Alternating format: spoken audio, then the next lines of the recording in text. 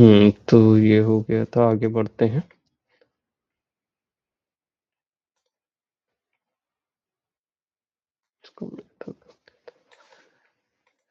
ये भी हो गया था पोस्ट कॉलोनियल, ये एडवर्ड सैड है।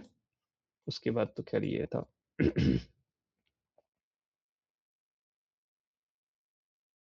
हाँ, तो यहाँ से फिर से करते हैं एक बार, ठीक है। वैसे तान्या ने तो कर रखा है, लेकिन आप शिवांगी जी देखें।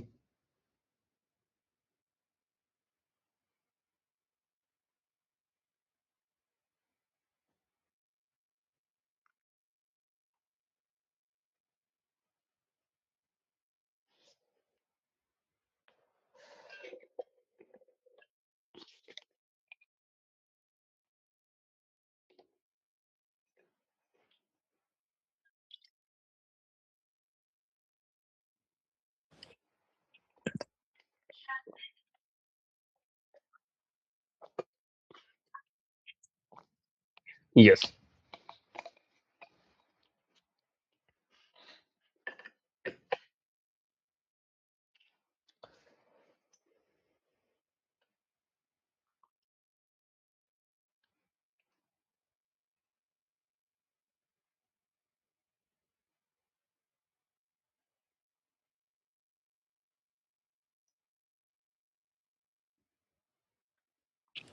बी होगा। बी बताया आपने? ओके, तो पर बी सही है नहीं। फिर सर डी होगा। ओके, यस राइट, डी सही है, ठीक है।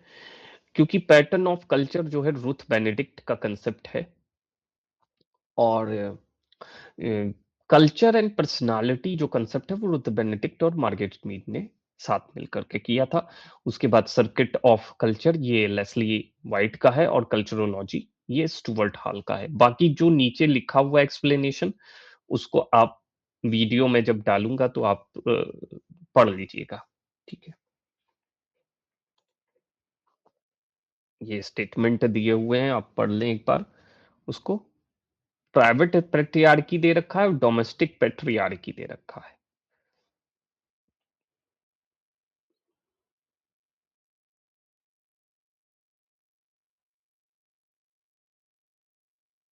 आप भी देखें तान्या एक बार, और करा तो था ये वाला क्वेश्चन, लेकिन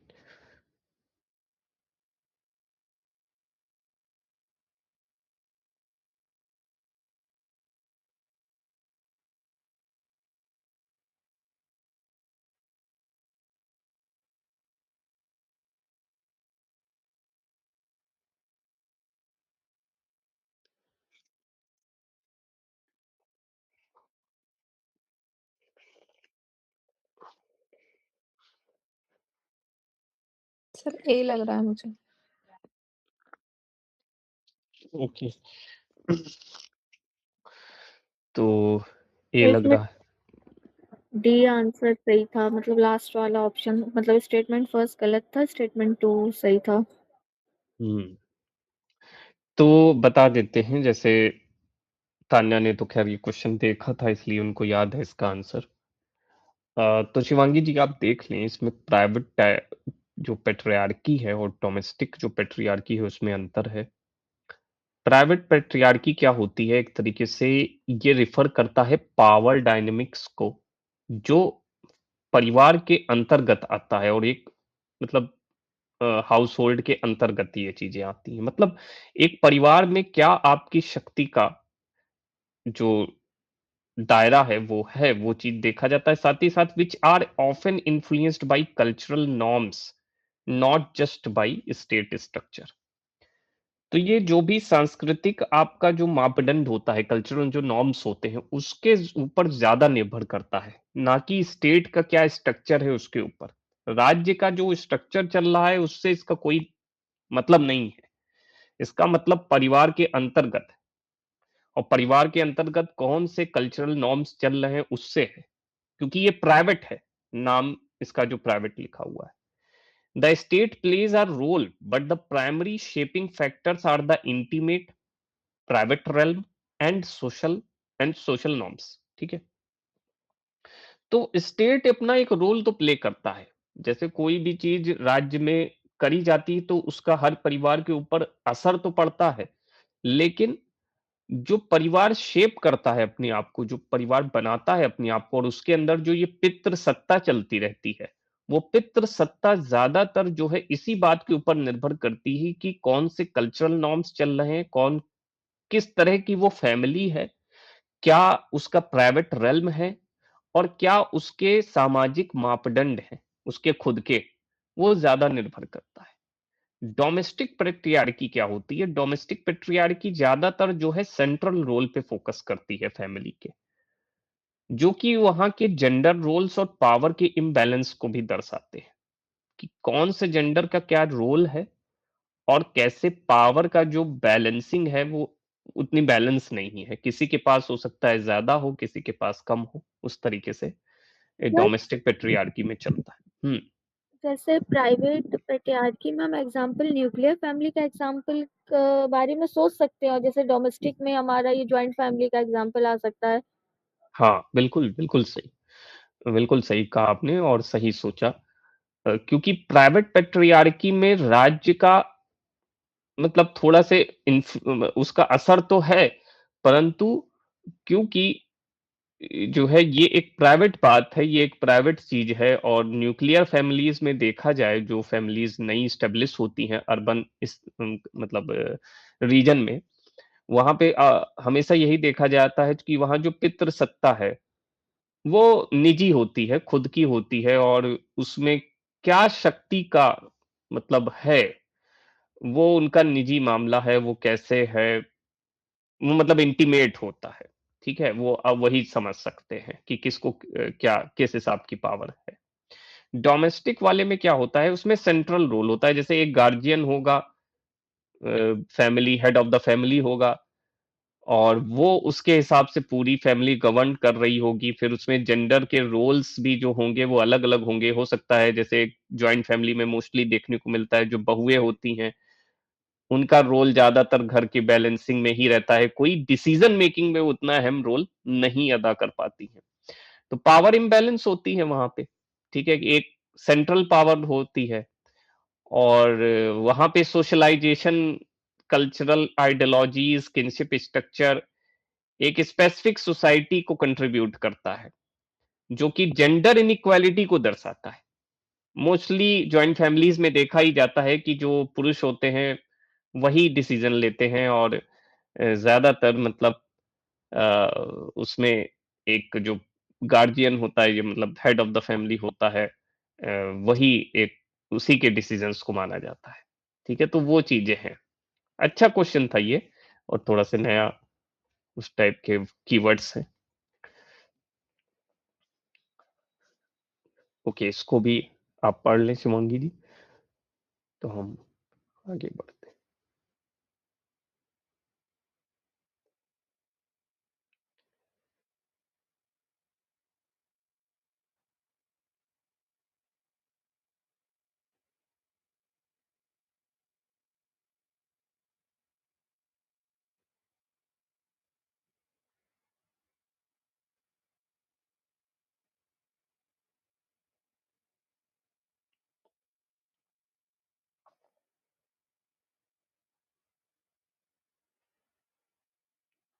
हिंदी में देखना हो तो बताइएगा मुझे, ऐसे तो इंग्लिश में तो है ही।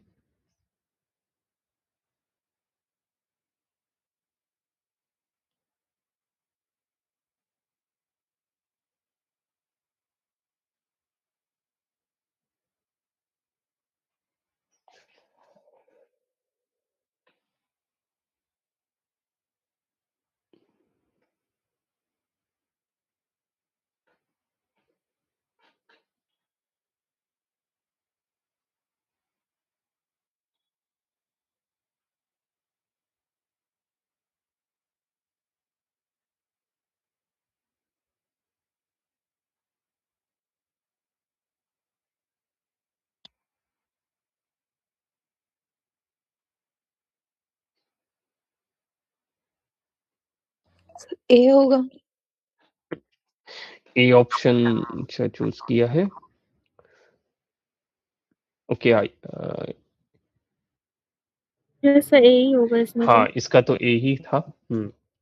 तो इसमें तो ए ही सही है, बिल्कुल सही चूज किया आपने। Informed consent was not obtained, इसमें इन्फॉर्म्ड कंसेंट था नहीं। Individual could identify themselves despite anonymization, यानी अज्ञातवश होने के बावजूद भी वो अपने आप को आइडेंटिफाई कर पा रहे थे इस वजह से। Researcher engaged in concealed data collection, concealed data collection में वो इंगेज्ड था, इस वजह से भी आइडेंटिटी ब्रीच हुई। तो यही सब कारण थे इसके। कि ग्लोबलाइजेशन में से कौन सा करेक्ट नहीं है?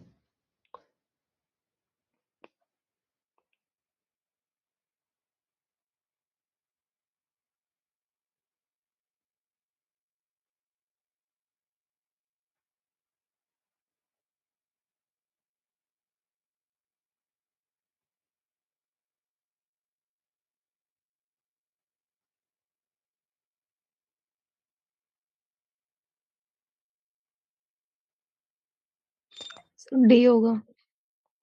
Okay, B D. बताया। डी। एक मिनट सर।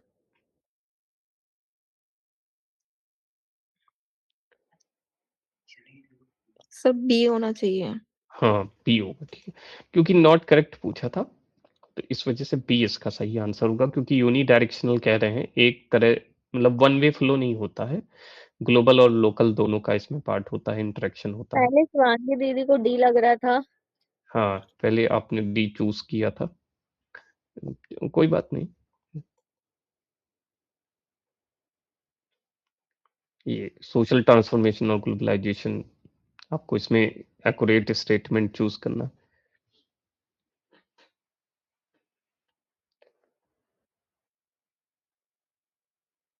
जो बहुत पास रहा करें वही स्टेटमेंट चूज करने की कोशिश करा करें, वैसे तो मतलब एक जैसे लग सकते हैं।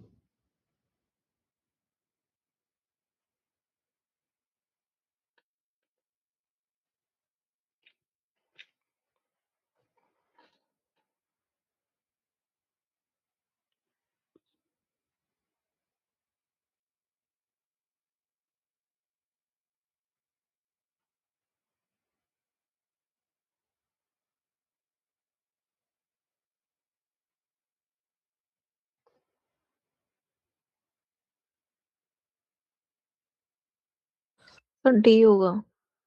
हम्म डी चूज किया है और सही है, ठीक है। डी बिल्कुल सही आंसर है, क्योंकि इसमें पहला, तीसरा और पांचवा ही सही है। दूसरे वाले में डिक्रीज्ड कह रहा है, ग्लोबलाइजेशन डिक्रीज करता है ग्लोबल इंटरकनेक्टेडनेस को, जो कि सही नहीं है, इंक्रीज करता है। और globalisation result in universal mode of development, सारी की सारी कंट्री फॉलो करती हैं एक ही तरीके से, ऐसा नहीं हो सकता। अपनी हर कंट्री अपनी तरीके से इसको फॉलो करती है।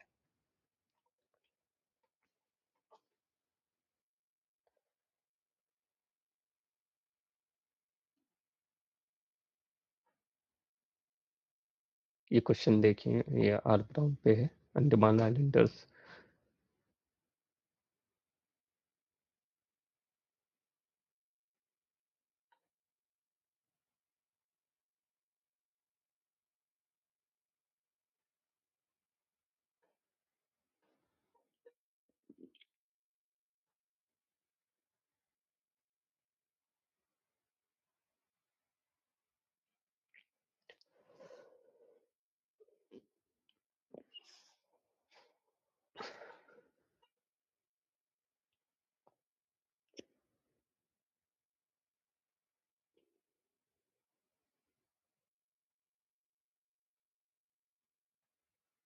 सही लग रहा है मुझे। हम्म सी। ओके, लग रहा है statement one is true, statement second is false. Right, बिल्कुल। अंडमान आइलैंडर्स, जो इनकी रिसर्च है, उसमें ये आर्ग्यू करते हैं दैट रिचुअल एंड सेरेमनीज जो करते हैं अंडमान आइलैंडर्स, वो एक सिंबॉलिक रेमिनेंट है, एक प्रिमिटिव बिलीफ है with no relevance to contemporary social functions. No यहाँ पे नहीं होना चाहिए। बल्कि कंटेम्परेरी सोशल फंक्शंस में उसका रेलेवेंस है, वरना इंसान रिसर्च ही क्यों करेगा। वो जो चीजें आएँगी नहीं, जो इस समय फ़ॉलो नहीं करी जाएँगी, या उसका आने वाले समाज को लेकर के कोई उस पे असर नहीं पड़ेगा, कोई उसका वैल्यू नहीं है। तो इनका रिसर्च करने का मेन मकसद ही यही था कि जो समाज है उसको समझा जा सके अंडमान आइलैंडर्स की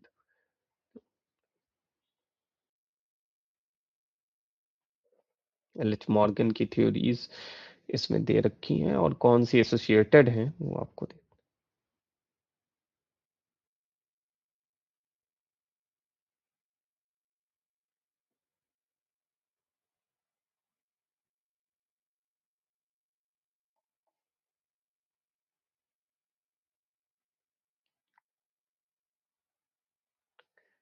तो सी होगा। ओके, राइट, बिल्कुल सही। सी होगा, theory of evolution of society और थ्योरी ऑफ कल्चरल एवोल्यूशन। इन्होंने ही सैवरेज़म, बार्बरिज़म और सिविलाइज़ेशन वाली बात करी थी। बाकी आप पढ़ लेना। 1-2 क्वेश्चन और कर लेते हैं, फिर कल से हम इसी मॉक टेस्ट को और आगे करेंगे। बाकी आप लोग फ्लैश कार्ड पढ़ लीजिएगा, तो उसको जब आप लोग रेडी हो जाएँ तभी इसको करते हैं।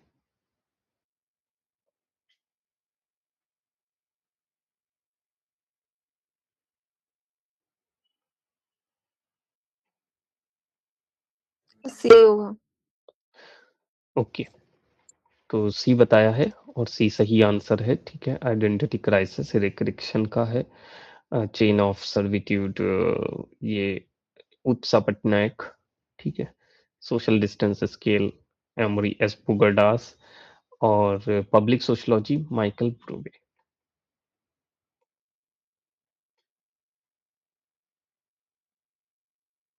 ठीक है, ये क्वेश्चन और कर लेते हैं, उसके बाद इसको